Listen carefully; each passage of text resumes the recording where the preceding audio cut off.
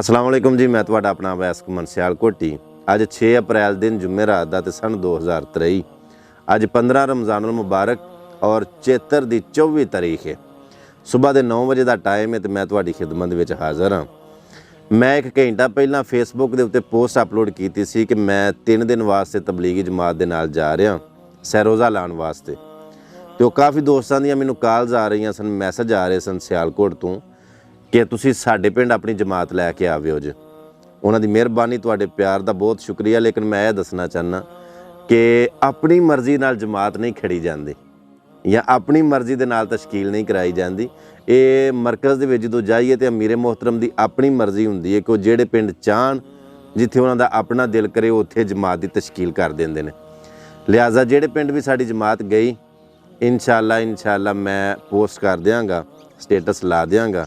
अल्लाह पाक की ज़ात तुहानूं सारिआं नूं सलामत रखे। दीन दे काम दे विच जदों निकलीए तो बड़ियां सारियां तकलीफ़ां, परेशानियां, मुसीबतां और बड़ी तनकीद का सामना करना पैंदा। उस तनकीद दे विचों, परेशानी दे विचों सब तो वड्डी परेशानी ये हुंदी है कि लोकां दीयां गल्लां सुननियां पैंदियां ने। हुण मैनूं काफ़ी सारे मैसेज आ गए ने कि तूं गैर मुकल्लदां दे नाल, वहाबियां दे नाल, फलाने लाइनां दे नाल तू जा रहा है तो तू अच्छा नहीं कर रहा, तेनों ख्याल करना चाहिए, तू किहड़े फिरके नाल तल्लक रखना।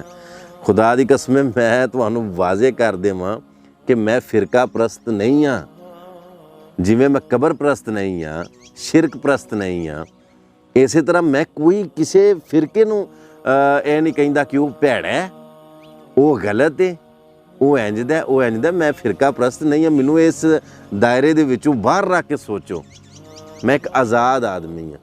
मैं तुहानूं एक गल की वजाहत अज कर देना चाहना कि तुसीं सिर्फ देवबंदी, सुन्नी, शिया, वहाबी, सोहरवर्दी, कादरी, कलंदरी वगैरह वगैरह जो भी तुसीं इस दायरे दे विच सिर्फ रह के सोचदे हो ना कि मसलक के लिहाज नाल, फिरके के लिहाज नाल सोच रहे हो।